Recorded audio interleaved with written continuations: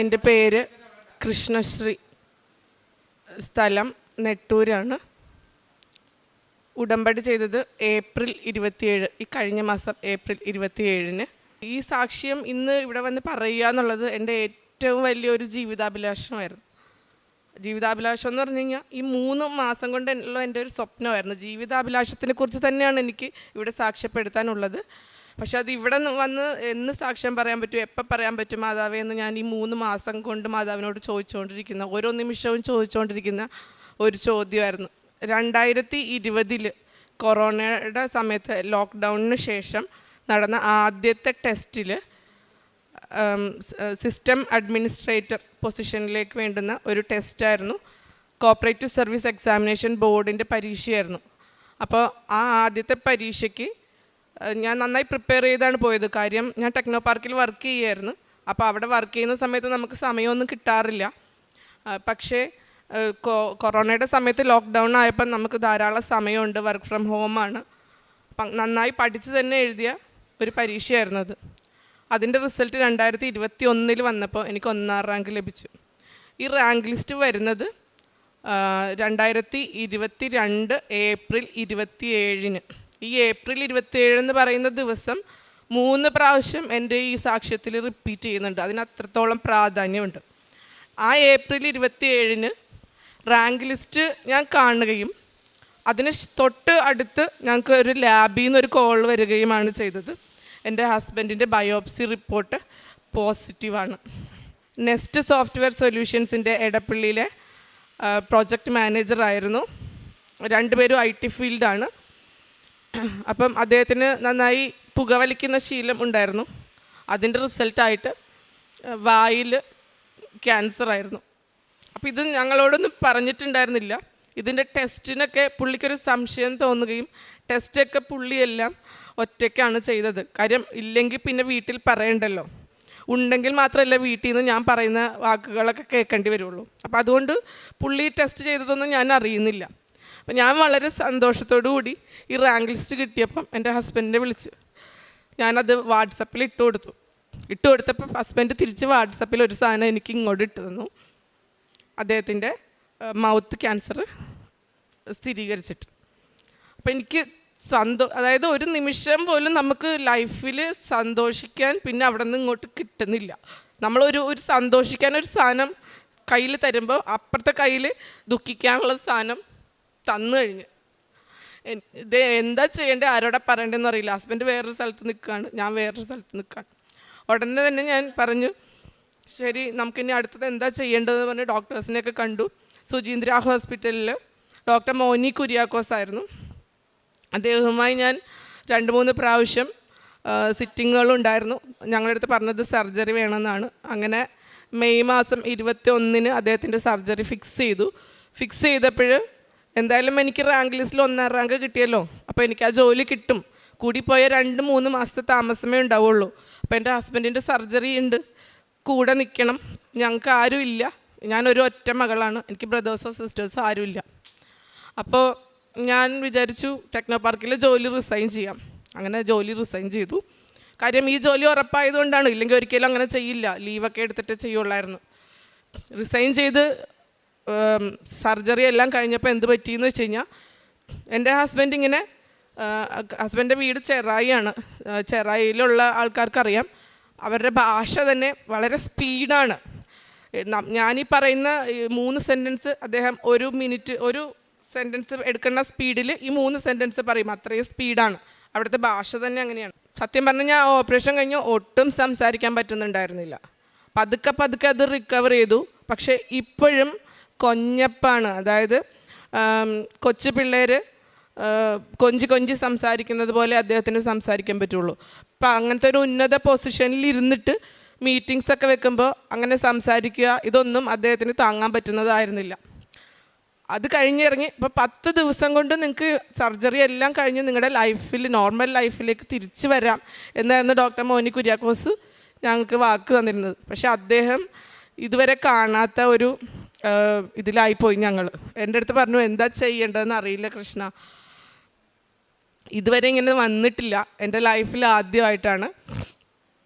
ഇത്രയും സംസാരിക്കാനായിട്ട് ഒരു പ്രോബ്ലം ആർക്കും വന്നിട്ടില്ല. അത് മാത്രമല്ല, എൻ്റെ ഹസ്ബൻഡ് ഇപ്പോൾ ഇവിടെ വന്ന് ഇങ്ങനെ സംസാരിക്കുവാണെങ്കിൽ വായിൽ നിന്ന് ഇങ്ങനെ വെള്ളം വന്നുകൊണ്ടിരിക്കും. അതായത് വേറൊരാളോട് സംസാരിക്കുമ്പോൾ അയാളുടെ മേത്ത് വെള്ളം തെറിക്കുമോ എന്നൊക്കെയുള്ള ഒരു ബുദ്ധിമുട്ട് കാരണം എൻ്റെ ഹസ്ബൻഡ് ഇപ്പോൾ എങ്ങും പോവാറില്ല. മുറിക്കകത്ത് ഇരിക്കുകയാണ് അന്ന് തുടങ്ങി ഇന്ന് വരെ. ജോലിയും പോയി, ജോലിക്ക് പിന്നെ അദ്ദേഹം തന്നെ പോയില്ല, കാര്യം ഈ ഒരു ബുദ്ധിമുട്ട് കാരണം. അങ്ങനെ ഞങ്ങൾ രണ്ടുപേരും അന്ന് തുടങ്ങി ജോലിയില്ലാതിരിക്കുകയാണ്. അപ്പോൾ എൻ്റെ ജോലി ഞാൻ അന്വേഷിക്കുന്നുണ്ട്, വിളിച്ച് 1ാം റാങ്ക് കിട്ടിയ ജോലിയല്ലേ, അത് നമുക്ക് കിട്ടുമല്ലോ. പക്ഷെ അന്വേഷിക്കുമ്പോഴൊക്കെ ഇപ്പം ആകും നാളെ ആകും എന്നിങ്ങനെ അവർ പറഞ്ഞുകൊണ്ട് നീട്ടിക്കൊണ്ട് പോയി. ഞാൻ വേറെ വഴിക്ക് അന്വേഷിച്ചപ്പോൾ എനിക്കറിയാൻ സാധിച്ചത് അവിടെ വേറെ 2 പേരെ നിയമിക്കാൻ വേണ്ടിയിട്ട് അവർ ശ്രമിക്കുന്നുണ്ടെന്നാണ്. അങ്ങനെ ഞങ്ങൾ ഹൈക്കോർട്ടിൽ കൊണ്ടുപോയി ഒരു റിട്ട് കൊടുത്തു. ആ റിട്ട് തോറ്റു. അപ്പീൽ പോയി, അതും തോറ്റു. അങ്ങനെ കേരളത്തിലുള്ള എല്ലാ ഡിവിഷൻ ബെഞ്ച് വരെ പോയി തോറ്റു. പിന്നെ പോകണമെങ്കിൽ സുപ്രീം കോടതിയിൽ വേണം പോകാൻ. അപ്പോൾ ഇത്രയും നടത്തിയപ്പോൾ തന്നെ ഏകദേശം 5-5.5 ലക്ഷം രൂപയോളം ആയി. ഒന്നാമത് ജോലിയില്ല. ജോലി ഉണ്ടായിരുന്ന സമയത്ത് ഞങ്ങൾക്കൊരു ഹൗസിംഗ് ലോണൊക്കെ ഉണ്ടായിരുന്നു. 2 പേർക്കും ജോലിയില്ല. അപ്പോൾ ഇതെല്ലാം ചെയ്യണം. ലൈഫ് മുന്നോട്ട് പോകാൻ ഞാൻ വീട്ടിലൊരു അക്കാഡമി വീട്ടിൻ്റെ അടുത്തൊരു അക്കാഡമി സ്റ്റാർട്ട് ചെയ്തു. +2 വരെയുള്ള കുട്ടികളെ ട്യൂഷൻ എടുക്കും. പക്ഷെ അതൊന്നും കൊണ്ട് ഞങ്ങളുടെ കാര്യങ്ങൾ നടക്കുന്ന ഒരു രീതിയിലായിരുന്നില്ല. എല്ലാ ദിവസവും ഓരോ ദിവസം പുതിയ പുതിയ പ്രോബ്ലംസിലേക്ക് ഞങ്ങൾ പോയിക്കൊണ്ടിരിക്കുമായിരുന്നു. അങ്ങനെ ഇരുന്നപ്പോൾ എൻ്റെ ഒരു ഫ്രണ്ട്, എൻ്റെ വീടിൻ്റെ അടുത്തുള്ള ഫ്രണ്ട്, അവളുടെ പേര് സിബി, അവളുടെ മകൻ എൻ്റെ ട്യൂഷൻ സെൻറ്ററിൽ പഠിക്കുന്നുണ്ട്. എൽവിൻ ജോർജ് എന്നാണ് അവൻ്റെ പേര്. ഞാനത് ഇവിടെ പറയുന്നത് എന്തുകൊണ്ടാണെന്ന് വെച്ച് കഴിഞ്ഞാൽ അവൻ്റെ ഏറ്റവും വലിയ ആഗ്രഹം അച്ഛനാവണമെന്നുള്ളതാണ്. ഏത് നേരവും പള്ളിയിൽ നിന്ന് പറഞ്ഞ് നടക്കുന്ന ഒരു കുട്ടിയാണ്. അവനും എൻ്റെ അടുത്ത് വന്ന് പറഞ്ഞു, മിസ് കൃപാസനത്തിൽ പോയിട്ട് ഉടമ്പടി എടുത്താൽ മതി, മിസ്സിൻ്റെ എല്ലാ കാര്യങ്ങളും ശരിയാവുമെന്ന്. ചെയ്യാമെന്ന് പറഞ്ഞ് ഞാൻ 1 വർഷത്തോളം കൊണ്ടു നടന്നു. ഒരു ദിവസം അപ്പോൾ എനിക്ക് ഇവിടെ വരാനായിട്ട് ഒരു കൂട്ട് വേണമായിരുന്നു. ഹസ്ബൻഡ് എങ്ങും വരില്ല. ഹസ്ബൻഡുമായിട്ട് ഞാൻ പോയ കാലങ്ങൾ മറന്നു. എന്നാണ് ഹസ്ബൻഡുമായിട്ട് പോയത്, ഒരുപാട് നാളായി. അങ്ങനെ ഇരുന്നപ്പോൾ സിബി ഒരു ദിവസം എന്നെ വിളിച്ചിട്ട് പറഞ്ഞു, മിസ് എന്തായി, ഇതുവരെ പോയില്ലേ? ഞാൻ പറഞ്ഞു, എനിക്ക് കൂടെ പോകാൻ ആരുമില്ല സിബി. അപ്പം ഹസ്ബൻഡ് ഇങ്ങനെ വീട്ടിനകത്തിരിക്കണോണ്ട് എല്ലാ കാര്യങ്ങളും ഞാൻ ഒറ്റക്കാണ് ചെയ്യുന്നത്. അപ്പോൾ സിബി എന്നെ വഴക്ക് പറയുന്നത് പോലെ പറഞ്ഞു, ലോകത്തിലുള്ള എല്ലാ സ്ഥലത്തും പോകാനായിട്ട് മിസ്സിന് തന്നെ പറ്റുമല്ലോ, മാതാവിൻ്റെ അടുത്ത് പോകാൻ മാത്രം മിസ്സിന് ഇതിനെ കൂട്ടെന്ന്. അപ്പം ഞാൻ വിചാരിച്ചു ശരിയാണല്ലോ. തൊട്ടടുത്ത ദിവസം തന്നെ ഞാൻ റെഡിയായി ഞാൻ പോകാൻ ഇറങ്ങി. അപ്പോൾ എൻ്റെ ഹസ്ബൻഡ് വീട്ടിലൊക്കെ സംസാരിക്കും. എൻ്റെ അടുത്ത് സംസാരിക്കാനോ എൻ്റെ അടുത്ത് വഴക്ക് കൂടാനോ ഒന്നും ഒരു പ്രശ്നവും ഇല്ല. പുറത്തിറങ്ങി സംസാരിക്കാൻ മാത്രമേ പുള്ളിക്ക് പ്രശ്നമുള്ളൂ. IT ഫീൽഡാണല്ലോ, ഇരുന്ന് ഫുൾ ടൈം മൊബൈലും ഇതൊക്കെ തന്നെയാണ്. അപ്പോൾ കൃപാസനത്തിൻ്റെ കാര്യങ്ങളെല്ലാം അറിയാം. കൂടുതലും നെഗറ്റീവായിട്ടുള്ള കാര്യങ്ങളാണ് പുള്ളി കണ്ടുകൊണ്ടിരിക്കുന്നത്. ഞാൻ പറഞ്ഞു, ഇന്ന് ഞാൻ കൃപാസനത്തിൽ പോവുകയാണ്, ഇറങ്ങുകയാണെന്ന് പറഞ്ഞപ്പം സത്യം പറഞ്ഞാൽ പുള്ളി പറഞ്ഞ വാക്കുകൾ എനിക്കിപ്പോഴും കേട്ട് കഴിഞ്ഞാൽ എൻ്റെ മനസ്സിൽ കരച്ചിൽ വരുന്ന വാക്കുകളാണ്. അത് എനിക്കിവിടെ പറയാമോ എന്ന് പോലും എനിക്കറിയില്ല.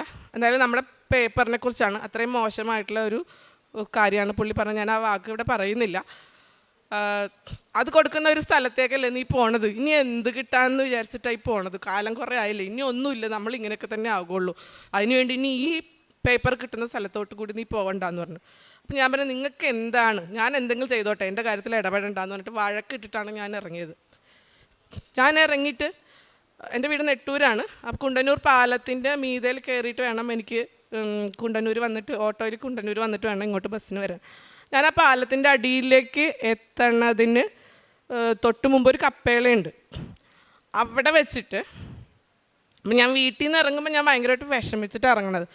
ഈശോയെ, ഞാൻ എനിക്ക് വേണ്ടി മാത്രം പ്രാർത്ഥിക്കാനല്ലല്ലോ ഞാൻ വരുന്നത്, എൻ്റെ ജോലി കിട്ടണം, അതെൻ്റെ ഒരു പ്രാർത്ഥനയാണ്. പക്ഷെ ഞാൻ ഇദ്ദേഹത്തിൻ്റെ കൂടി കാര്യങ്ങൾ, ഇദ്ദേഹം പണ്ട് എങ്ങനെ വർക്ക് ചെയ്തിരുന്നോ അതേപോലെ നല്ല ഊർജ്ജസ്വലനായിട്ട് വർക്ക് ചെയ്യുന്ന ഒരാളായിട്ട് എനിക്ക് കാണണം, അതെൻ്റെ ഒരു ആഗ്രഹമാണ്.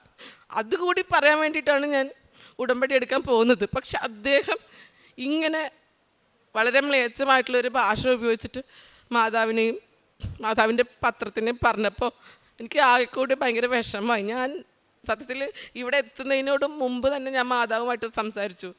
ഞാനിവിടെ വന്നു കഴിഞ്ഞാൽ നീ എന്നെ സ്വീകരിക്കും മാതാവേ, ഞാനതാ ചോദിച്ച വാക്ക്.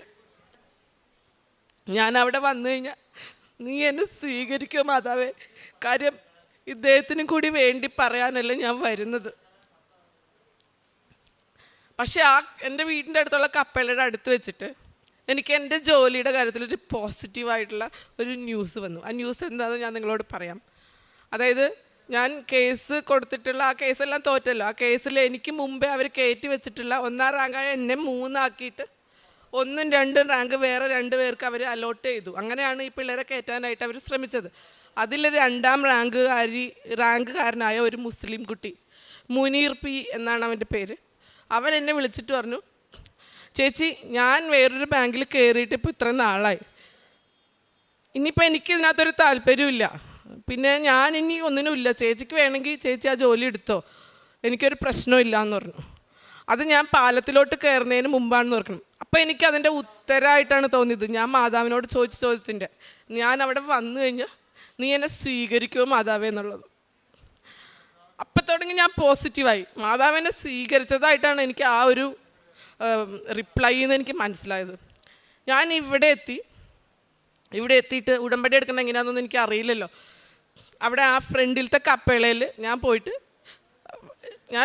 അതായത് പിന്നീടാണ് ഞാൻ ഇവിടുത്തെ യൂട്യൂബ്സൊക്കെ കേൾക്കുന്നതും. അതിനുശേഷം അച്ഛൻ പറയുന്ന ആ ഒരു വാക്ക് ഞാൻ സ്ട്രൈക്ക് ചെയ്തു, കംപ്ലീറ്റ് സറണ്ടർ.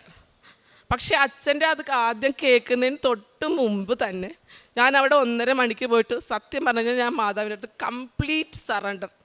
എൻ്റെ മാതാവേ, എനിക്കിനി ഒന്നും ഈ ലൈഫിൽ ചെയ്യാനില്ല, എൻ്റെ കഴിവ് കൊണ്ടുള്ള എല്ലാം ഞാൻ ചെയ്തു കഴിഞ്ഞു, നിനക്കിനി എന്തെങ്കിലും എനിക്ക് തരണമെന്നുണ്ടെങ്കിൽ താ, ഇല്ലെങ്കിൽ എനിക്കൊന്നും ആവശ്യമില്ല എന്നായിരുന്നു ഞാൻ അവിടെ പറഞ്ഞത്. ഉടമ്പടി എടുത്തതിന് ശേഷം ഇങ്ങനെ പ്രൊസഷൻ പോകുമല്ലോ, ആ പ്രൊസഷന് എൻ്റെ കയ്യിൽ മാതാവിന് കിട്ടി. അപ്പോൾ എനിക്ക് ഉറപ്പായി മാതാവ് എന്നിലൂടെ എനിക്ക് ആൻസർ തരുന്നത്, ഞാൻ നിൻ്റെ കൂടെ വരികയാണ്, നിനക്ക് യാതൊരു സംശയവും വേണ്ട, നിന്നെ ഞാൻ സ്വീകരിക്കും എന്നുള്ള, ഞാൻ നിൻ്റെ കൂടെ വരികയാണെന്ന്. അന്ന് തുടങ്ങി ഈ നിമിഷം വരെ എൻ്റെ കൂടെ മാതാവുണ്ട്. ഉടമ്പടിയൊക്കെ എടുത്തിട്ട് ഞാൻ തിരിച്ച് വീട്ടിൽ പോയി. പിറ്റേ ദിവസം രാവിലെ ജോസഫ് അച്ഛൻ്റെ പ്രസംഗം ഞാൻ കേൾക്കാൻ തുടങ്ങിയപ്പോൾ അതിൽ പറയുകയാണ്, വായിന്ന് വെള്ളം വന്നുകൊണ്ടിരിക്കുന്ന ഒരു രോഗിയെ ഈ സമയത്ത് ഈശോ സുഖപ്പെടുത്തുകയാണെന്ന്. ആ വായിന്ന് വെള്ളം വന്നുകൊണ്ടിരുന്ന രോഗി എൻ്റെ ഹസ്ബൻഡായിരുന്നു. ആ സമയത്ത് നോക്കുമ്പം അതിന് മുമ്പ് എത്രത്തോളം വന്നിരുന്നു അതിൻ്റെ 4/1 ഭാഗമായി. ഇപ്പോൾ വളരെ ഫാർ ബെറ്ററായിട്ടാണ് അദ്ദേഹം സംസാരിക്കുന്നത്. ഇപ്പം 5 വാക്ക് പറയുമ്പോൾ 1 പ്രാവശ്യം വെള്ളം വരുന്നുള്ളൂ, അത്രയും ചേഞ്ചായി. കൂടാതെ വേറൊരു കമ്പനിയിൽ നിന്ന് അദ്ദേഹത്തിൻ്റെ ഫോണിലേക്ക് ഒരു കോള്, 0484 നമ്പർ. എന്തൊരു അത്ഭുതമാണ് നോക്കണം. ഞാൻ പോലും വിചാരിച്ചിരുന്നില്ല. കാരണം 3-4 മാസമായിട്ട് വീടിൻ്റെ മൂലക്കിരിക്കുന്ന ഒരു IT പ്രൊഫഷണലിനെ ആരറിയാനാ. പുള്ളി കണ്ടില്ല, പുള്ളി ഏത് സമയം ഉറക്കാണ് ഇപ്പം. കാര്യം പ്രതീക്ഷ ഒന്നും ഇല്ല എന്നുള്ളൊരു വിചാരമാണ്. അപ്പം ഞാൻ ഈ നമ്പർ കണ്ടിട്ട് പുള്ളിയുടെ ഫോൺ ഞാൻ യൂട്യൂബ് നോക്കാനാണ് എടുക്കണം. എൻ്റെ ഫോൺ കുറച്ച് പഴയതായിരുന്നു. ഞാൻ പറഞ്ഞു, ഈ 04 നമ്പർ ഏതാ, 0484 നമ്പർ ഏതാ, എനിക്കറിയില്ല പറഞ്ഞു. തിരിച്ച് വിളിച്ച് നോക്കാൻ പറഞ്ഞു. അപ്പം ഞാൻ തിരിച്ച് വിളിച്ചപ്പോൾ അവരൊരു ഇൻ്റർവ്യൂ കോളിന് വേണ്ടി വിളിച്ചതായിരുന്നു. ആ വിളിച്ച സമയം ഞാനിവിടെ വന്ന് 1:30, മാതാവിൻ്റെ മുമ്പിൽ ഞാൻ നിൽക്കുന്ന 1:30 സമയം, അതായത് തലേ ദിവസം 1:30യുടെ കോളാണ് ഞാൻ പിറ്റേ ദിവസം കണ്ടത്. വിളിച്ചപ്പോൾ അവർ ഒരു എടപ്പള്ളിയിലുള്ളൊരു സോഫ്റ്റ്വെയർ കമ്പനി, അപ്പോൾ എന്താ സുനിൽകുമാർ എന്നാണ് എൻ്റെ ഹസ്ബൻഡിൻ്റെ പേര്, ഇൻ്റർവ്യൂവിന് വേണ്ടിയിട്ട് അവർ വിളിച്ചതാണ്. അപ്പം ഞാൻ അവരോട് ചോദിച്ചു, സുനിൽകുമാർ അപ്ലൈ ചെയ്തിട്ടില്ലായിരുന്നു, നിങ്ങൾക്ക് എങ്ങനെ കിട്ടിയെന്ന് ചോദിച്ചപ്പോൾ പറഞ്ഞു, ഇന്നലെ ഒരു 12:30 മണിയായപ്പോൾ അവർക്ക് പുള്ളിയുടെ CV വേറൊരു സൈറ്റിൽ നിന്ന് അയച്ചു കൊടുത്തു എന്ന്. മനസ്സിലായോ? മാതാവ് അവിടെ പോയിട്ട് പണ്ടെപ്പോഴോ ഞങ്ങൾ കൊടുത്തിരുന്ന ഒരു CV അയച്ചു കൊടുത്തു. പുള്ളി ജോലിക്കേ പോകണില്ല എന്ന് പറഞ്ഞിരുന്നു. പക്ഷെ അത് കിട്ടിയതും ഞാൻ പറഞ്ഞു, സുനിൽകുമാറിനെ ഇപ്പോൾ വിളിച്ചാൽ കിട്ടും എന്ന് പറഞ്ഞു. ഞാൻ പുള്ളിക്ക് ഫോൺ കൊടുത്തു. പുള്ളി നല്ല സ്ഫുടമായിട്ട് സംസാരിച്ചു. അപ്പുറത്തിരിക്കുന്ന ആൾക്കാർക്ക് ഒരു സംശയവും തോന്നിയില്ല പുള്ളിയുടെ സംസാരത്തിൽ എന്തെങ്കിലും പ്രോബ്ലം ഉണ്ടെന്ന്. പക്ഷെ പുള്ളി അവരോട് ചോദിച്ചുകൊണ്ടിരുന്നു, നിങ്ങൾക്ക് എൻ്റെ സംസാരം ക്ലിയർ ആവുന്നുണ്ടോ, ഞാനിങ്ങനെ ഒരു സർജറി കഴിഞ്ഞിട്ടിരിക്കുകയാണ്, കുറച്ച് നാളായിട്ട് ഞാനൊരു ഗ്യാപ്പിലായിരുന്നു എന്ന് പുള്ളിയാണ് അവരോട് പറഞ്ഞുകൊണ്ടിരുന്നത്. അങ്ങനെ 2-3 റൗണ്ട് ഇൻ്റർവ്യൂസ് കഴിഞ്ഞു. അവരെല്ലാത്തിലും സാറ്റിസ്ഫൈഡ് ആയിരുന്നു. പക്ഷേ അവർക്ക് അപ്പോൾ ഉള്ള ഒരു കരിക്കുലം വേറെ എന്തോ ഒരു പ്രോജക്റ്റിൽ എക്സ്പീരിയൻസ് ഉള്ള ആളാണ്. എൻ്റെ ഹസ്ബൻഡ് ബാങ്കിങ്ങിലായിരുന്നു 15 years ഓഫ് എക്സ്പീരിയൻസ് ഉണ്ടായിരുന്നത്. ആ ഒരൊറ്റ കാരണത്താൽ ഈ പ്രൊഫൈലിൽ ഈ ജോബിൽ ഞങ്ങൾ എടുക്കുന്നില്ല, പക്ഷേ ഇനിയുള്ളതിൽ ഞങ്ങൾ പരിഗണിക്കാമെന്ന് പറഞ്ഞിട്ട് അവർ മാറ്റി വെച്ചിട്ടുണ്ട്. ഇതെന്തിനാ ഇത്രയും ചെയ്തതെന്ന് പറഞ്ഞാൽ എൻ്റെ ഹസ്ബൻഡിന് ഒരു വിശ്വാസം കൊടുക്കാനായിരുന്നു മാതാവ ചെയ്തത്. മനസ്സിലായോ? ഇവിടെ ഞാൻ വന്നപ്പോൾ എന്താ എന്നോട് പറഞ്ഞത്, അതങ്ങനെ അല്ല എന്ന് മാതാവ് തന്നെ തിരുത്തി കൊടുത്തു. 3 മാസം കൊണ്ട് എൻ്റെ ജോലി ശരിയായി. എൻ്റെ ജോലി ശരിയായെന്ന് പറഞ്ഞാൽ ഈ പിള്ളേർ ഓരോരുത്തരായിട്ട്, ഈ 1ഉം 2ൽ കയറിയ പിള്ളേർ ഓരോരുത്തരായിട്ട് ഒഴിഞ്ഞങ്ങോട്ട് പോയി. പിന്നെ ഇവർക്ക് വേറെ ഒരു മാർഗ്ഗം ഉണ്ടായിരുന്നില്ല. പക്ഷേ എന്നിട്ടും ഇവർ 3ാമത്തെ റാങ്കിൽ കിടക്കുന്ന എന്നെ എടുക്കുന്നില്ല. അപ്പം ഞാൻ JRനെ വിളിച്ചു, മാഡം ഇങ്ങനെ ഒരു ഇഷ്യൂ ഉണ്ട്, ഇപ്പോൾ 1ഉം 2ലുള്ള കുട്ടികളില്ലല്ലോ, പിന്നെ എന്തുകൊണ്ടാണ് അവരെടുക്കാത്തത് എന്ന് ചോദിച്ചപ്പം മാഡം എൻ്റെ അടുത്ത് പറഞ്ഞു, ഒരു ലെറ്റർ ഇങ്ങോട്ട് അയക്കാൻ പറഞ്ഞു. ഞാൻ വിശദമായിട്ടൊരു ലെറ്റർ അയച്ചു.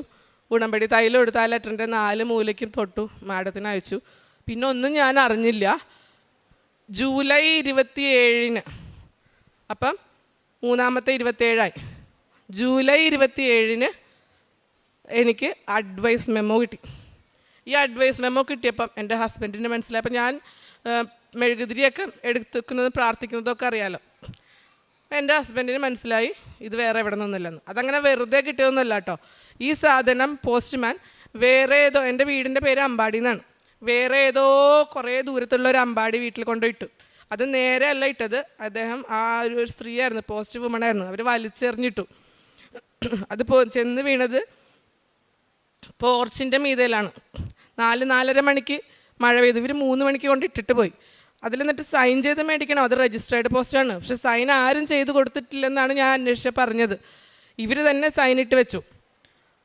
3 മണിക്കെങ്ങാണ്ട് ഇട്ടിട്ട് പോയതാ. 4:30 മണിക്ക് നല്ല മഴ വന്നു. മഴ വന്നപ്പോൾ ഇത് നനഞ്ഞു പോവില്ലേ, അഡ്വൈസ് മെമ്പർ നനഞ്ഞു പോയാൽ കയറാൻ പറ്റില്ലല്ലോ. അപ്പോഴേ മാതാവ് എന്ത് ചെയ്തു, അവരുടെ മീതെയുള്ള ജനൽ കിടന്നങ്ങ് പടപടാന്ന് അടുപ്പിച്ചു. അപ്പോൾ ഈ ഗൃഹനാഥൻ ഈ ജനൽ അടക്കാൻ വേണ്ടി മുകളിൽ കയറിയപ്പോൾ ഈ സാധനം അവിടെ വീണ് കിടക്കണം കണ്ടു. അയാളതെടുത്തു തുറന്നു നോക്കിയപ്പോൾ ഒരു കൃഷ്ണശ്രീ. അയാൾക്ക് ഇത് ഏതാന്ന് പോലും അറിയില്ല. അങ്ങനെ അയാൾ ഓരോരുത്തരടുത്ത് വിളിച്ച് ഇങ്ങനെ ഒരു കുട്ടി അറിയോ അതിനൊരു അഡ്വൈസ് മെമ്മോ വന്നിട്ടുണ്ട് പറഞ്ഞ് നാട്ടുകാരും മൊത്തം അറിഞ്ഞു. ഞാൻ മാത്രം അറിഞ്ഞില്ല എൻ്റെ അഡ്വൈസ് മെമ്മോ വന്നത്. അവസാനം അത് എൻ്റെ കയ്യിൽ 8:30 മണിക്ക് കിട്ടി. അപ്പോൾ ഇത് ഞാൻ ഗവൺമെൻറ് ഓഫീസിൽ അറിഞ്ഞപ്പോൾ അന്വേഷിച്ചപ്പോൾ അവർ 3 ദിവസം മുമ്പ് വിട്ടിട്ടുണ്ടെന്ന് പറഞ്ഞു. അന്ന് മുതൽ ഞാൻ പോസ്റ്റ്മാനെ കാത്തിരിക്കുക. പിറ്റേ ദിവസം ഞങ്ങൾ പോസ്റ്റ് ഓഫീസിൽ കംപ്ലയിൻറ്റ് കൊടുക്കാനൊക്കെ പോയപ്പോൾ അവരെന്നോട് ഒരു സൈനൊക്കെ കാണിച്ചു. ഇതാ സൈൻ ഇട്ടാണ് മേടിച്ചതെന്ന്. പക്ഷേ ആരും സൈൻ ഇട്ടിട്ടല്ല മേടിച്ചത്. എനിവേ ഈ സാധനം 8:30 മണിക്ക് കിട്ടിയപ്പോൾ എൻ്റെ ഹസ്ബൻഡ് എന്നോട് പറഞ്ഞു, എടുക്ക് നീല മെഴുകുതിരി, പ്രാർത്ഥിക്ക്, ഇത് മാതാവ് തന്നതാണെന്ന്. അതും ഒരു 27 അപ്പം കൃത്യം 60 ദിവസമായിട്ടുള്ളൂ. അപ്പം 60 ദിവസം കൊണ്ട് എൻ്റെ ഹസ്ബൻഡിൻ്റെ അതേ നാവ് കൊണ്ട് മാതാവിനെ പുകഴ്ത്തി പറഞ്ഞു. അദ്ദേഹത്തിന് വിശ്വാസം വന്നു. കൃത്യം 90ാമത്തെ ദിവസം ഈ കഴിഞ്ഞ 27-ാം തീയതി ഞാനും ഹസ്ബൻഡും കൂടി ഇവിടെ വന്നു. ഞാൻ ഉടമ്പടി എടുത്തതുകൊണ്ട് തന്നെ ഉടമ്പടി എടുത്തില്ല. പക്ഷേ എൻ്റെ ഉടമ്പടി പുതുക്കിയപ്പോൾ അതിനകത്ത് 6 പുതിയ നിയോഗങ്ങൾ എൻ്റെ ഹസ്ബൻഡിനെ കൊണ്ടാണ് ഞാൻ എഴുതിപ്പിച്ചത്. അങ്ങനെ എഴുതിപ്പിച്ച് ഇവിടെ വെച്ചിട്ട് പോയി. ഇന്നലെ വൈകിട്ടാണ് എനിക്ക് അപ്പോയിൻമെൻറ്റ് ഓർഡർ കിട്ടിയത്. അപ്പോൾ എൻ്റെ ഫസ്റ്റ് നിയോഗമാണ് എൻ്റെ ജോലി ശരിയാക്കുക എന്ന് പറയുന്നത്. എൻ്റെ നിയോഗങ്ങൾ ഇനിയും എൻ്റെ സാക്ഷ്യങ്ങളും ഇനിയും തുടരും. കാര്യം ഞാനും മാതാവുമായിട്ടുള്ളൊരു ബന്ധം ഏപ്രിൽ 27-ാം തീയതി തുടങ്ങിയിട്ടുള്ളൂ എന്ന് പറഞ്ഞാൽ ഞാൻ മാത്രമാണ് കേട്ടോ തുടങ്ങിയത്. മാതാവ് ഞാൻ ജനിക്കുന്നതിന് മുമ്പേ തുടങ്ങിയതാണ്. കാര്യം എൻ്റെ അമ്മ സെൻറ്റ് ജോസഫ് ട്രെയിനിങ് കോളേജിൽ BEd പഠിക്കുന്ന സമയത്ത് പ്രഗ്നൻ്റ് ആയിരുന്നു. അപ്പോൾ അമ്മയ്ക്ക് ആദ്യം 3 തവണ അബോർഷൻ വന്നു കഴിഞ്ഞിട്ടാണ് പിന്നത്തെ പ്രഗ്നൻസി ആയിരുന്നത്. അപ്പോൾ അവിടുത്തെ സിസ്റ്റേഴ്സ് എൻ്റെ അമ്മയുടെ വയറ്റത്ത് തൊട്ട് തൈലമൊക്കെ എടുത്ത് കുരിശ് വരച്ച് പ്രാർത്ഥിച്ചിട്ട് പറഞ്ഞ്, ഇത് മാതാവിൻ്റെ കുഞ്ഞാണ്, ഈ കുഞ്ഞിനെ എന്തായാലും നിനക്ക് കിട്ടും, ഈ കുഞ്ഞിനെ ലോകം കാണിക്കും, പക്ഷേ ഈ കുഞ്ഞിനോട് നീ മാതാവിൻ്റെ അടുത്ത് വരാൻ ഫോഴ്സ് ചെയ്യരുത്. എന്നെങ്കിലും ഈ കുഞ്ഞ് സ്വയം അറിഞ്ഞ് മാതാവിൻ്റെ അടുത്ത് വരുമ്പോൾ അന്ന് മുതൽ ഇവളെ പിന്നെ മാതാവ് നോക്കിക്കോളൂ, ഇവൾ മാതാവിനുള്ള കുഞ്ഞാന്ന് അന്ന് പറഞ്ഞിരുന്നു. 43 വർഷം എടുത്തു ഞാൻ മാതാവിൻ്റെ അടുത്ത് വരാൻ. അപ്പോൾ എന്താണെങ്കിലും അന്ന് മുതൽ ഇന്ന് മുതൽ ഇപ്പം വരെയും ഇനി അങ്ങോട്ട് മാതാവിൻ്റെ കൂടെ ഉണ്ടായിരിക്കുമെന്ന് നല്ല ഉറപ്പാണ്. അതിലുപരി എൻ്റെ ഹസ്ബൻഡിന് വിശ്വാസം വന്നതാണ് എനിക്ക് ഏറ്റവും വലിയ കാര്യം. ഇന്ന് ഞാൻ അദ്ദേഹത്തെ വിളിച്ചതാണ് ഇവിടെ വന്ന് നിൽക്കാൻ. പക്ഷേ ഈ പറഞ്ഞതുപോലെ മറ്റുള്ളവരുടെ മുമ്പിൽ നിന്ന് സംസാരിക്കേണ്ടി വരുമോ എന്നൊക്കെയുള്ള ആ ഒരു ഇത് ഇപ്പോഴും വിട്ട് മാറിയിട്ടില്ല. ഈ ശനിയാഴ്ച ഞങ്ങൾ രണ്ടുപേരും കൂടെ വന്ന് അച്ഛൻ തലയിലൊക്കെ തൊട്ട് പ്രാർത്ഥിച്ചിട്ട് പോയതാണ്. അപ്പോൾ ഇത്രയേ ഉള്ളൂ എനിക്ക് ഇന്ന് പറയാൻ. മാതാവ് നമ്മളെ ഉയർത്താമെന്ന് പറഞ്ഞിട്ടുണ്ടെങ്കിൽ നമ്മൾ ഉയർത്തിയിരിക്കും. അതിൻ്റെ ഉത്തമ ഉദാഹരണമാണ് ഞാൻ. Praise the Lord. പ്രേക്ഷിത പ്രവർത്തനം എന്ന് പറഞ്ഞു കഴിഞ്ഞാൽ ഞാൻ പത്രത്തിൻ്റെ കാര്യം പറയുകയാണെങ്കിൽ ഞാൻ പത്രം ഇടാറുണ്ട്. പിന്നെ ഈ പത്രത്തിന് ചീത്ത പറഞ്ഞ അതേ ഹസ്ബൻഡ് തന്നെ വേറെ ആരോ ഞങ്ങളുടെ വീട്ടിൽ കൊണ്ടുവന്ന് മറ്റേ പേപ്പറൊക്കെ ഇടുന്ന പൈപ്പിൻ്റെ ഉള്ളിൽ വെച്ച പത്രം നനഞ്ഞു പോയത്, അയ്യോ കൃപാസനം പത്രം എന്താ നനഞ്ഞു പോയല്ലോടി എന്ന് പറഞ്ഞു. ഞാൻ പറഞ്ഞു ഉണക്ക് പറഞ്ഞു. അങ്ങനെ ഓരോ സാധനം ഉണക്കി എൻ്റെ കയ്യിൽ എടുത്തുകൊണ്ട് തന്നു. വായിച്ചു. അപ്പോൾ അതൊക്കെ പുള്ളിക്ക് വന്നിട്ടുള്ളൊരു ചേഞ്ചസാണ്. ഞാൻ പ്രേക്ഷിത പ്രവർത്തനം ചെയ്യാറില്ല. ഒന്ന് പത്രം വിതരണം ചെയ്യാറുണ്ട്. അത് കൂടുതലൊന്നുമില്ല കേട്ടോ. ഈ 2 പ്രാവശ്യം ഞങ്ങൾ എറണാകുളത്ത് നിന്ന് ഇവിടം വരെ വരണമല്ലോ. അപ്പോൾ 2 പ്രാവശ്യം കിട്ടിയത് മാത്രമേ വിതരണം ചെയ്യാൻ എനിക്ക് പറ്റിയിട്ടുള്ളൂ. പിന്നെ എൻ്റെ പരിചയത്തിലുള്ള ഒരു ചേച്ചിക്ക് അവരുടെ വീടിൻ്റെ ലോൺ ഉണ്ടായിരുന്നു. അതിനകത്ത് അത് എന്തോ ജപ്തിയോ അങ്ങനെ എന്തോ വന്നപ്പോഴത്തേക്ക് ഞാൻ കുറച്ച് പൈസ കൊടുത്ത് സഹായിച്ചിട്ടുണ്ട്. പൈസ കൊടുത്ത് കൂടുതൽ സഹായിക്കാൻ എനിക്കിപ്പോൾ ഇല്ലല്ലോ, കാര്യം ഇത്രയും കഷ്ടത്തിലാണ് ഞാനുള്ളത്. എന്നാലും 2 കാര്യം ഞാൻ പിന്നെ ഓൾറെഡി മാതാവിൻ്റെ മുമ്പിൽ പ്രോമിസ് ചെയ്തിട്ടുള്ള, ഒന്ന് തൃശ്ശൂരുള്ള ഒരു ഹോസ്പിറ്റലുകാർ, എൻ്റെ ഫാദർ അഡ്വക്കേറ്റാണ്. അപ്പം അച്ഛനെ ഇങ്ങനെ സ്ഥിരം കോണ്ടാക്ട് ചെയ്യാറുണ്ട്. അവിടെ എല്ലാം ഫ്രീ ആണ്, ഡയാലിസിസ് എല്ലാം ഫ്രീ ആണ്, ഫുഡ് അക്കോമഡേഷനൊക്കെ. അപ്പോൾ അവിടെ എന്തെങ്കിലും സംഭാവന തരണം എന്ന് പറഞ്ഞിട്ടുണ്ട്. അപ്പം അച്ഛനത് ശ്രദ്ധിക്കാറില്ല. അപ്പം ഞാൻ അതിനകത്ത് കയറിയിട്ട് അച്ഛൻ്റെ വാട്സപ്പിൽ കയറിയിട്ട് അവർക്ക് റിപ്ലൈ അയച്ചു. ഞങ്ങൾ ഓണം കഴിഞ്ഞിട്ട് ആ ഓണം അവധിക്ക് ഫാമിലിയായിട്ട് വന്നിട്ട് നിങ്ങൾക്ക് എന്താ വേണ്ടതെന്ന് വെച്ച് കഴിഞ്ഞാൽ ചെയ്തു തരാമെന്ന്. ഹോസ്പിറ്റലിൻ്റെ പേര് എനിക്ക് ഓർമ്മയില്ല. പിന്നെ നിയമനം ഇപ്പോൾ കിട്ടുകയാണ്. ഞാൻ തിങ്കളാഴ്ച ജോയിൻ ചെയ്യാണ്. ഞാൻ മാതാവിനോടും കൂടി പറയാണ്, മാതാവേ ഞാൻ തിങ്കളാഴ്ച ജോയിൻ ചെയ്യാണ്, നീ പറഞ്ഞയക്കുന്ന സ്ഥലത്തേക്ക്